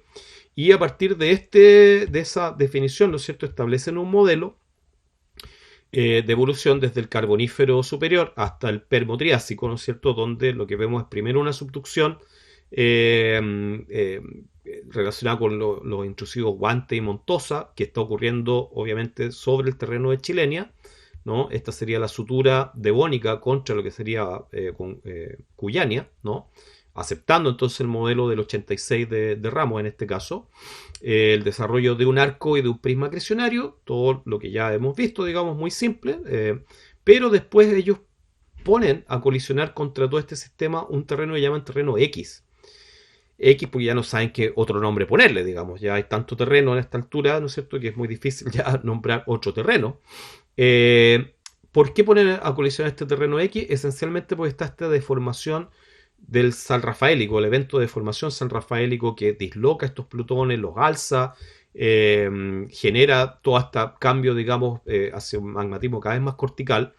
Y claro, lo que pasa es después el terreno X termina de colisionar y también desaparece completo, o estaría escondido en realidad en este caso costa afuera, principalmente. Acá está el prisma acrecionario, y esto sería parte de algo que no vemos en este momento, pues estaría costa afuera. E importantemente, súper importante, ¿no es cierto?, después de la colisión de este terreno que genera, digamos, esta deformación, y por eso es importante, también al colisionar un terreno se produciría un slab break-off, un corte del slab, y cesaría la subducción en el Permo Triásico, y todo el Choyoy estaría más bien relacionado con la fusión de la corteza una vez que hay mucho magmatismo, digamos, y gran calor asociado a este underplating basáltico. Fundiría la corteza de Chilenia, desaparece Chilenia por acto de esta fusión parcial de la corteza, y se generaría el grupo Choyoy.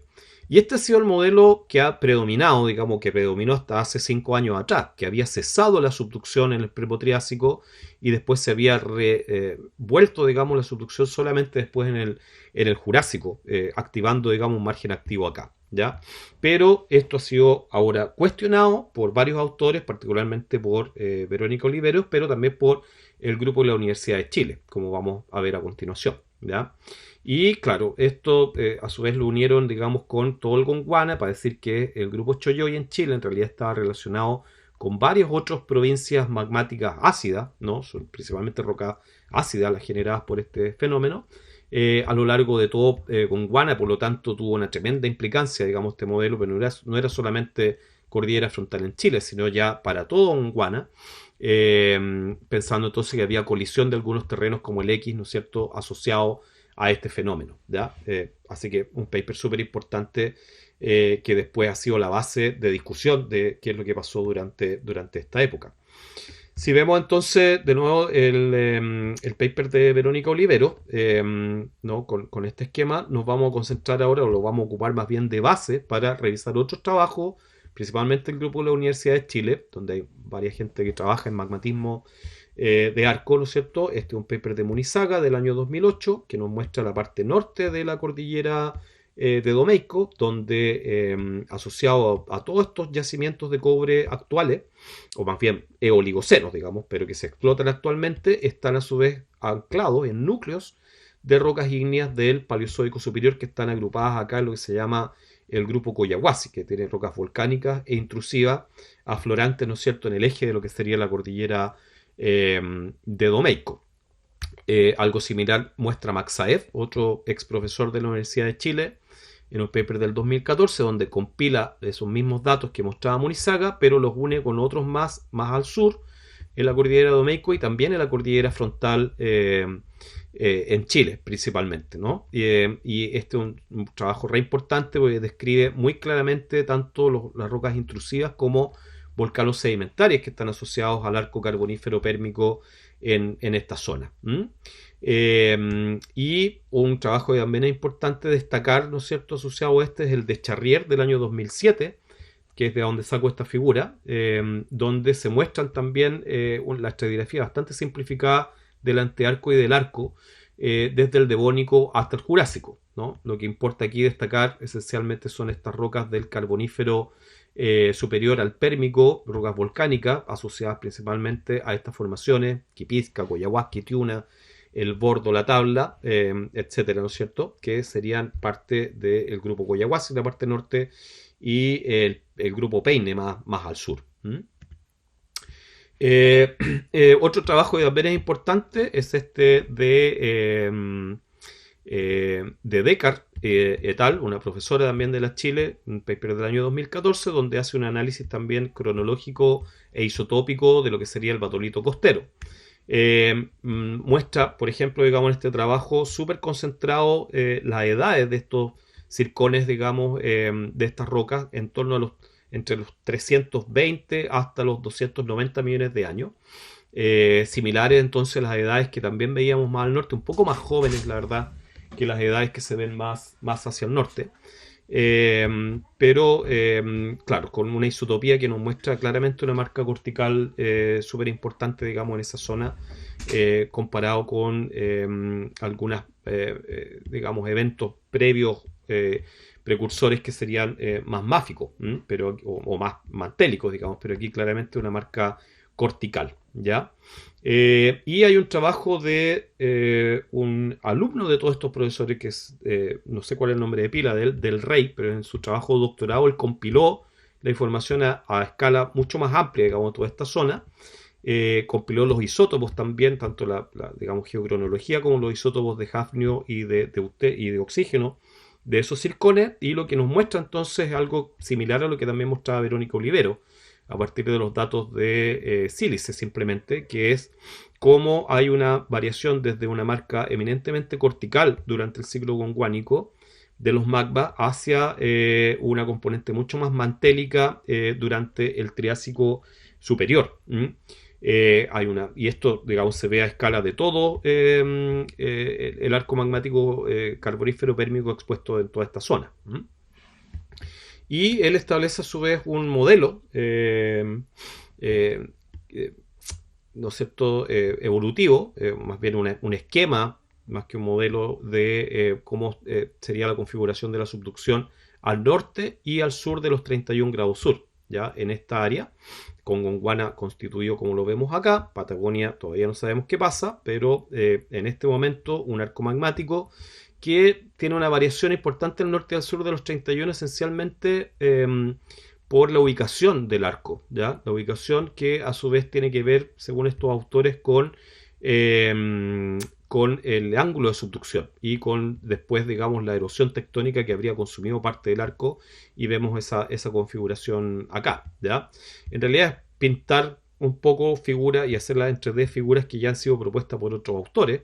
Y lo importante también es la conexión que hace después este autor con la evolución de la fase preandina o postgonguánica, ¿no es cierto? Y la variación en los ángulos de subducción para explicar la migración del arco después con el tiempo.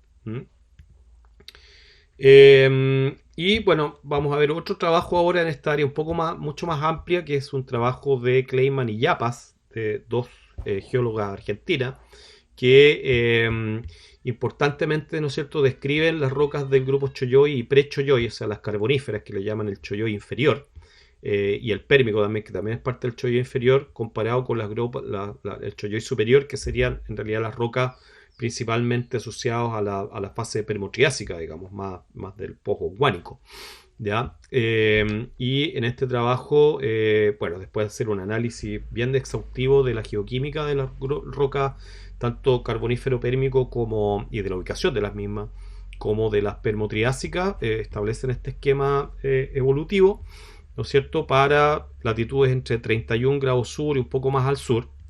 En parte en este trabajo también se basa del Rey para hacer esa división entre el norte y el sur de los 31 grados sur.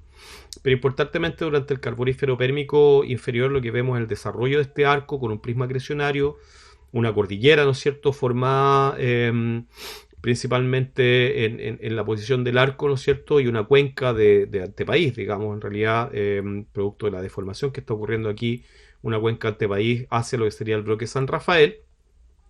Pero después, cuando, digamos, hay un cambio en el ángulo de subducción, en el azimut de subducción durante el pérmico, según ellas, que es muy importante para activar también una transcurrencia en el arco, ¿no es cierto?, y el desarrollo ahora de deformación en lo que sería la cuenca antepaís de San Rafael, hay deformación compresiva, asociado al desarrollo del arco del pérmico inferior, y después un cambio en el ángulo de subducción importantemente, ¿no es cierto?, se hace una subducción plana, por lo tanto el arco ya del pérmico inferior, ¿no es cierto?, los 280 millones de años, más o menos al final de este periodo gondwánico, ¿no es cierto?, principal, hay una migración del arco hacia el bloque San Rafael, por eso la necesidad de este cambio en el ángulo de subducción, y posteriormente se generaría un quiebre del slab, que esto es siguiendo un poco el esquema de Podosi y Ramo, de que habría cesado la subducción en el pérmico superior asociado a la fase sanrafaélica de deformación, para generar la fusión parcial, ¿no es cierto?, que da origen a lo que sería el grupo Choyoy, ¿ya? Ese es el esquema que proponen esta autora, a su vez relacionando muy interesantemente tanto el magmatismo como con la deformación de la corteza superior, y la activación de estas zonas de transcurrencia importantes, digamos, que estarían afectando toda esta secuencia a la latitud de los 36 grados sur, digamos, lo que sería el bloque San Rafael, que es donde se expone realmente la fase sanrafaélica de deformación del pérmico, ¿cierto?, tan importante, tan asociado a todo esto. Pero bueno, ¿qué es lo que pasa al sur de los 40 grados sur? Y cómo, voy a volver un poco atrás, estos fenómenos que vemos en la parte sur de lo que sería el bloque megasegmento central, ¿cierto?, donde no hay ninguna colisión, o bueno, Podosi y Ramo dice que habría colisionado el terreno X, digamos, para explicar la deformación sanrafaélica, pero claro, sí hay la pérdida de un slab, tal vez un cambio importante en las condiciones de subducción, pero al sur de los 40 grados sur lo que tenemos es Patagonia, y aquí la historia se vuelve mucho más interesante, o sea, igual de interesante, digamos, pero sumamos el terreno de Patagonia también a toda esta historia que está acá. Y claro, el sur, acá habría mucho que decir, lo he resumido terriblemente todo esto, y lo único que voy a poner en realidad son los esquemas evolutivos presentados por distintos autores para explicar qué es lo que pasó durante la fase gondwánica en esta zona. Y hay un paper re importante de Ramos del año 2008, donde él muestra, estamos acá, digamos, lo que veíamos recién está en esta zona, estamos justo al sur de eso, al sur de los 39-40 grados sur, y lo que él muestra es que si compilamos todos los datos del magmatismo del devónico al carbonífero, ¿no es cierto?, hasta el carbonífero, hasta el pérmico inferior, lo que notamos es que hay dos arcos magmáticos, uno en el norte y un arco que va cruzando toda la Patagonia, la parte, digamos, occidental de lo que sería Patagonia Norte y la parte central y oriental de Patagonia Sur, ¿ya? Sería entonces un doble arco magmático que estaría formando y este arco a su vez entrega un montón de detritos hacia la cuenca, digamos, que estaría en este sector, que recibe todos estos detritos de este arco y que finalmente después se transforma en los complejos metamórficos, digamos, que están expuestos en esta zona, ¿ya? A partir de esta evidencia, lo que él propone entonces es un esquema de este estilo, donde lo que tenemos es entre los 400 y los 300 millones de años, ¿no es cierto?, el desarrollo de esta doble subducción. Este es un esquema que va del sur-oeste, o sea, desde aquí hacia el noreste, acá, cruzando según este eje que está aquí. Entonces, si vamos desde el noreste, lo que vemos es el margen pasivo de Gondwana, que en realidad sería esto de acá, y sería esencialmente el creador del Río de la Plata o Cuyania, lo que sea lo que esté hacia el norte de esta zona, ¿no es cierto? Un margen pasivo, una zona de subducción hacia acá, que estaría asociado al arco magmático del norte, en lo que sería todo el terreno de Patagonia Norte en este caso, y otro arco magmático en la parte occidental del mismo, ¿no es cierto?, que a su vez está asociado con los prismas acrecionarios que se generan en esta zona y que es lo que de hecho está expuesto en Chile, ¿no es cierto? Esto es lo que veríamos en el caso chileno, los prismas acrecionarios, el arco magmático en realidad esto es desde el devónico hasta el carbonífero medio superior. Y después ya en el carbonífero superior al pérmico, digamos, principalmente durante el pérmico, se produciría por un lado, la colisión de Patagonia con el resto de Gondwana, a lo que estaría asociado la deformación de la Sierra de la Ventana, y no solo acá, sino en realidad también en el sector de la faja del Cabo en Sudáfrica, ¿no es cierto? Habría el desarrollo entonces de un sistema de Foreland, digamos, colisional, donde este arco pérmico, digamos, termina de morir finalmente, ¿no? Porque hay un slab break-off. Esto a su vez está amparado también en un trabajo de López de Lucchi y otros, y varios otros autores también mencionan la deformación que existe aquí en la Sierra de la Ventana y la relación con este magmatismo en el macizo norpatagónico. Pero interesantemente, por el sector de acá, digamos, lo que propone Ramos es que se habría producido en este momento la colisión con eventualmente la península antártica. Que, claro, en el caso nuestro no es la península antártica, sino que vendría a ser más bien Patagonia Sur, ¿cierto? La que habría colisionado para juntarse acá y, claro, después Patagonia Sur tal vez sí viene con Antártica pegado, según la idea de Ramos es así, ¿no es cierto? Y después, posteriormente, se habría generado la división entre Patagonia Sur y el macizo del Deseado y Antártica, que termina retirándose de todo el sistema y yéndose hacia donde está ahora, ¿ya? Pero este sería el esquema que propone Ramos, dada la existencia de estos dos arcos magmáticos, ¿ya? Ahora, esto no considera que en realidad acá en esta zona, en el macizo norpatagónico, hay mucha evidencia del magmatismo tanto cámbrico como también ordovícico, si ustedes recuerdan, digamos, que hace que varios autores supongan que en realidad todo este sector de Patagonia Norte era parte de Gondwana mucho antes de la ocurrencia, digamos, o el desarrollo de la orogenia gondwanica. Por ejemplo, es lo que piensa Pankhurst en este paper del 2006, ¿no es cierto?, donde pone en realidad el magmatismo ordovícico, por ejemplo, llegando acá, que está en la parte norte del macizo norpatagónico, y por lo tanto esto sería para el carbonífero inferior parte de Gondwana ya, en ese momento, y estaría separado de el macizo del Deseado y todo este bloque que viene acá.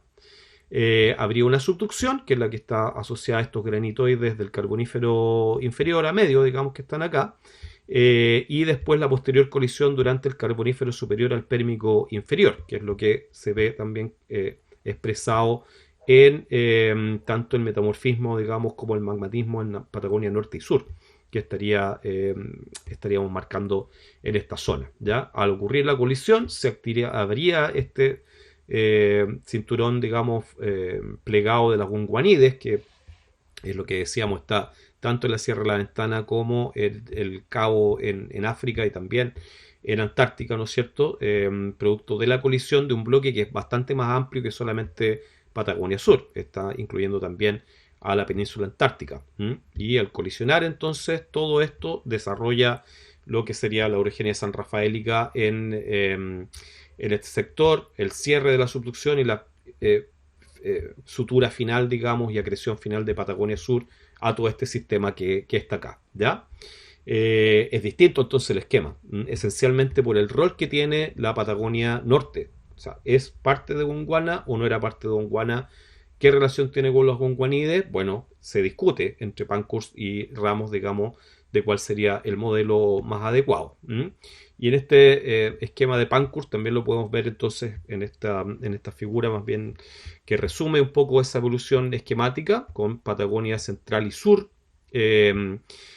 Siendo subductada por una placa oceánica, ¿no es cierto?, que desarrolla este arco magmático, que sería el arco magmático occidental de Ramo, con granitos tipo I durante el Carbonífero inferior a medio, o digamos, medio, al principio del superior, perdón, 325 millones de años. Esto en Patagonia sería macizo patagónico que recibe esta subducción con el desarrollo de estos prismas acrecionarios y el arco instalado, lo que ya habíamos visto anteriormente. Vemos que dentro de lo que sería el macizo patagónico se exponen, digamos, estos granitos ordovícicos que son importantes como para poder hacer la conexión con el resto de Gondwana, y hacia atrás simultáneamente en este tiempo, ¿no es cierto?, se siguen depositando depósitos en lo que sería una cuenca de rift iniciada, digamos, como rift en el Cámbrico, pero que después se mantiene adosada, digamos, en lo que sería la Sierra de la Ventana. Después hay una colisión inicial en los 320 a 310 millones de años del macizo del Deseado, ¿no?, que sería macizo del Deseado más Antártica, península Antártica. Ya vimos que produce toda esta deformación, oblitera los granitos que están acá, genera también milonitas, digamos, importantes, están distorsionando estos granitos ordovícicos en la parte norte del macizo norpatagónico, y al final de todo este proceso, es lo que ya sería la fase esencialmente, digamos, final de lo que sería la fase sanrafaélica y comienzo de lo más bien del ciclo post-gondwánico. Un slab break-off también, se va a la subducción, ¿no es cierto?, y se generan granitos post-tectónicos producto de la fusión parcial de la corteza en todo este sector del macizo norpatagónico. Además, una tremenda deformación en la Sierra de la Ventana, digamos, una vez que concluye toda la etapa colisional importante que está acá. Eso es lo que vemos en Chile. Bueno, y Chilling también, en un trabajo que yo participé, también hace una reconstrucción temporal súper amplia, digamos, de toda esta zona, desde el Proterozoico hacia adelante, ¿no es cierto? Considerando sería Patagonia Sur y el macizo del Deseado, ¿no?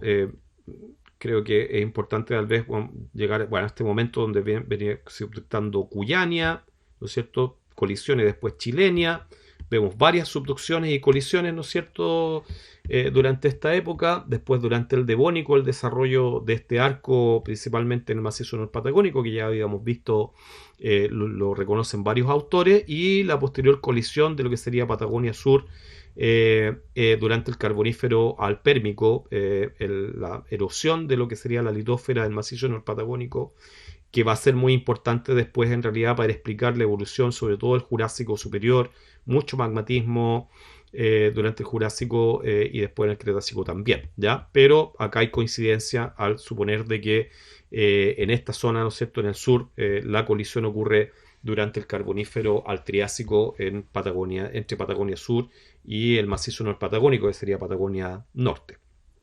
¿Ok? Así que esa es la historia, digamos. Lo importante es que claramente hay una colisión de Patagonia durante la fase sanrafaélica. La fase sanrafaélica estaría dada más bien por la colisión de Patagonia no estamos claros si es solamente Patagonia Sur o Patagonia Norte y Sur colisionando contra el resto de Gondwana en ese momento, y esto es lo que estaría asociado, digamos, a la orogenia sanrafaélica, no solo acá en el norte, en el sur, sino que eventualmente también en la parte norte de nuestra área de estudio, ¿ya? Eso. Bueno, y una pregunta re importante que se han hecho varios, digamos, es Patagonia, ¿dónde estabas? Que de hecho es el nombre de un paper de Ramos y Nightpower, digamos. Ya, según Ramos y Nightpower, Patagonia estaba pegadito a lo que sería el bloque central de Antártica. Y desde ahí habría migrado, digamos, en su momento, en el Cámbrico, en algún momento, ¿no es cierto?, empezó a migrar para irse hasta ese sector. Para Pankhurst, bueno, también está relacionado con Antártica, pero también con la península antártica. No es muy claro de dónde viene este bloque, si al final es gondwánico o es lauréntico, por ejemplo. No está muy bien definido por ninguno de los autores, ¿ya? Bueno, según Ramos sería lauréntico porque viene pegadito a Antártica, que es algo que también mencionaba Señolaza en su momento, ¿no es cierto?, suponiendo que Patagonia, él también piensa que precordillera, en todo caso, un terreno para autóctono de Gondwana, ¿no? Esto sería Sudamérica, esto es África y esto es Antártica, y este bloque de Patagonia podría estar justamente saliendo aquí entre Patagonia, entre Gondwana Occidental y Gondwana Oriental, y siendo expelido, digamos, durante la orogenia gondwánica para después ser acrecionado al resto del margen, ¿ya? Hay dudas al respecto, hay harta discusión. No está para nada claro, pero lo que sí está claro es que se acreciona, digamos, el margen andino durante el carbonífero pérmico, al final del ciclo gondwánico principal, digamos, que se cierra con la orogenia sanrafaélica. ¿Ok? Y lo que nos queda ahora en los últimos minutos es hablar acerca del post-gondwánico, todo lo que pasa después de la orogenia sanrafaélica, después de toda esta historia, es lo que varios autores llaman justamente el subciclo preandino, digamos, justo la parte previa al ciclo andino, que iría desde el Pérmico superior hasta el Jurásico inferior, entre 260 y 200 millones de años. Y bueno, acá una de las cosas más importantes que ocurre, ¿no es cierto?, y que marca todo este ciclo postgondwánico es la creación de esta provincia magmática del Choyoy que ya habíamos hablado, ¿no es cierto?, que es tan polémica en términos de cuál es su origen realmente.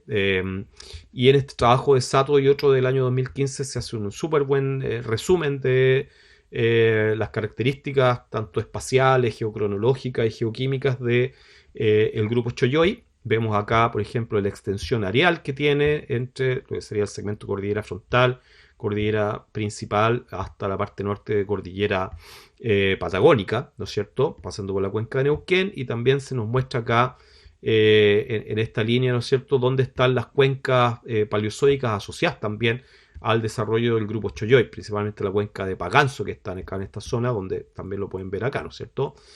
Todos estos sectores destacados son las cuencas que estaban activas durante el Permo-Triásico y que reciben aportes muy importantes del volcanismo derivado de los centros volcánicos muy, muy desarrollados del grupo Choyoy.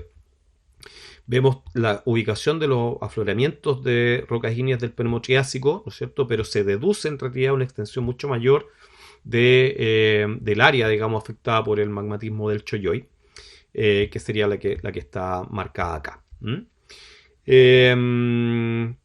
Ok, y bueno, en este esquema también de tiempo contra localidad, según cuadro tectónico estratigráfico, también se marca súper clarito la extensión temporal que tiene el magmatismo del grupo Choyoy en distintas localidades, principalmente en Argentina, Cordillera Frontal, Bloque San Rafael, Precordillera, tanto en Mendoza como en San Juan, y las sierras pampeanas también, ¿no es cierto? Y que ocurriría justo después de la fase compresiva sanrafaélica, que es del Pérmico medio, digamos, a superior, abarcando todo el Pérmico hasta el Triásico inferior, ¿ya? Y después del Triásico inferior comienza otra fase, o sea, en realidad culmina todo el magmatismo del Choyoy con una fase, pero que es una fase extensional, que estos autores llaman la fase huárpica, nombre después utilizado, o sea, viene de trabajos previos, pero que en este trabajo es, digamos, utilizado y después por varios autores después de este también se utiliza. Por ejemplo, el paper de Verónica Olivero también se rescata después de esta fase huárpica, que es la que comenzaría la realmente la extensión muy importante que se ve graficada en todas las cuencas triásicas que vamos a ver después. ¿Ya? Pero ellas tienen una base en realidad en el grupo Choyoy, ¿no? Que se deposita posterior a la fase sanrafaélica y sobre la cual después se desarrolla esta importante extensión. Bueno, en el paper de la Verónica Olivero se relaciona justamente todo esto, nos muestra cómo el ciclo gonguánico en realidad está dado más bien por una subducción normal, pero con un bajo ángulo en la parte norte sobre todo, ¿no es cierto?, para explicar en realidad la ocurrencia de un arco magmático relativamente extenso con mucha deformación asociado principalmente a lo que sería la fase sanrafaélica, digamos, que culminaría, digamos, el ciclo gonguánico con esta fase sanrafaélica en el norte, probablemente relacionado con una subducción plana. En el sur, ya vimos, relacionado con la colisión de Patagonia, principalmente.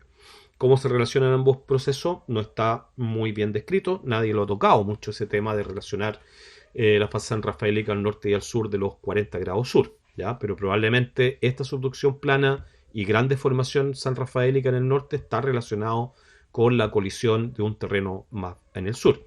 Después de esto, bueno, y aquí el esquema del Avero es súper claro de que la subducción nunca cesó, siempre hubo magmatismo de arco, digamos, y eso es lo que ven ellos en sus datos geoquímicos. Este trabajo del 2019, un excelente resumen de todos esos datos geoquímicos que muestran justamente, ¿no es cierto?, que siempre hubo una señal de subducción, nunca cesó la subducción como si lo suponía Pozzi y Ramo, digamos, para el magmatismo del Choyoy, ¿no es cierto? No habría realmente un cese de la subducción, hay una fuente mantélica importante de subducción, no solamente mantélica, sino también de la placa oceánica, pero claro, empieza a esta zona de subducción plana, ¿no es cierto?, empieza a haber un rollback y empieza a verticalizarse cada vez más, a haber un influjo de manto importante acá, pero claramente también hay fusión de corteza durante este momento, que es lo que da origen al magmatismo del Choyoy más ácido, que en todo caso está mucho más desarrollado en esta fase posterior, digamos, durante el Triásico más que durante el Pérmico, en lo que sería el grupo Choyoy. ¿Ya? Donde empieza a haber deformación extensional, como ven acá, ¿no es cierto?, debido a probablemente este fuerte rollback, y eso después se desarrolla mucho más importantemente ya en el ciclo andino durante el Jurásico, como vamos a ver después. Para explicar en realidad la fusión parcial, Verónica Olivero y coautores lo que hacen es suponer en realidad de que lo que tenemos no es que se rompa el slab, sino que hay una delaminación muy importante del manto y de la corteza eventualmente, que implica un flujo de astenósfera caliente, ¿no es cierto?, que funde la corteza ya engrosada por la fase sanrafaélica y produce entonces todo este magmatismo importante asociado justamente también con la extensión que comienza a desarrollarse en ese momento, ¿ya?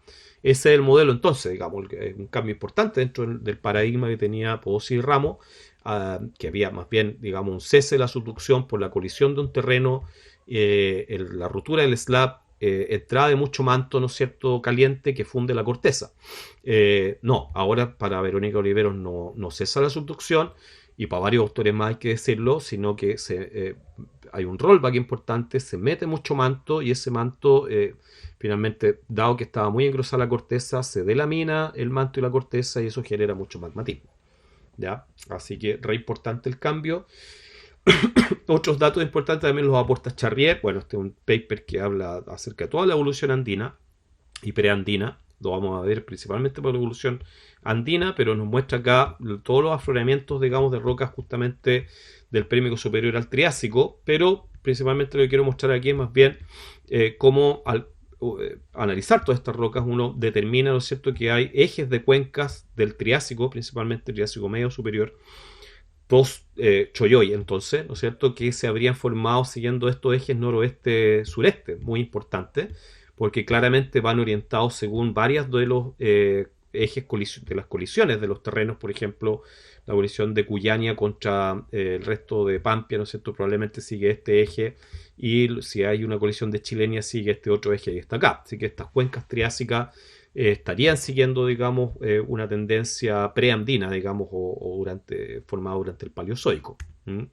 Y claro, o sea, con la extensión que se genera, digamos, producto del rollback importante del Triásico hacia adelante, vemos entonces que se desarrollan estas cuencas triásicas que son unidades muy relevantes dentro de la estratigrafía del norte de Chile y bueno, también algunas en el sur y principalmente en Argentina. ¿Mm?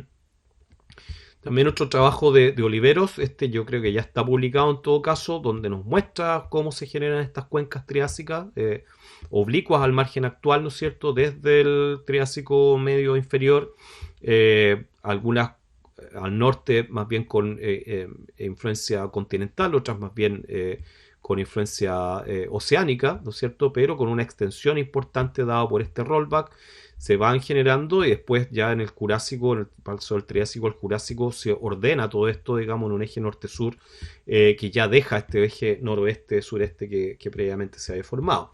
Algo similar también muestra Rosell, un ex alumno de doctorado de la Verónica Oliveros, ¿no es cierto?, al hacer este análisis de las rocas del Jurásico inferior, también similares a lo que vemos acá. ¿Mm? Y por último, un trabajo recién publicado, digamos, finales del año pasado por Navarrete y coautores, geólogos todos argentinos, que está metido ahí también Alfonso Encinas, trabajando con ellos.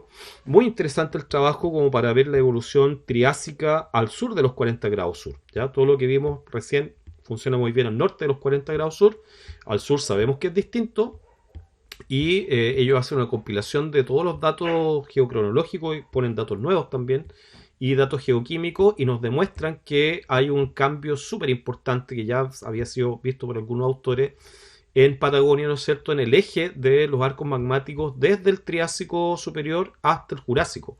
¿Ya? Van rotando en realidad el eje del arco en el sur y el arco triásico, que sería un arco, digamos, posterior al pérmico. El pérmico está acá, ¿cierto? Lo ven acá, que sería en realidad el grupo Choyoy, el pérmico en la parte más baja, digamos, del grupo Choyoy, y el triásico sería la parte alta del grupo Choyoy aquí en esta zona de esencialmente el macizo del Deseado, la parte sur del macizo del Deseado, pero de ahí después este arco sigue por esta línea y rota hacia acá, hacia el Jurásico, y ellos hacen una relación con la península antártica que sabemos que está unida a Patagonia, ¿no es cierto?, después de la colisión sanrafaélica, probablemente venían unidas y por lo tanto la historia pérmica a triásica también es similar o es complementaria, digamos, lo que vemos en Patagonia con lo que se ve en la península antártica.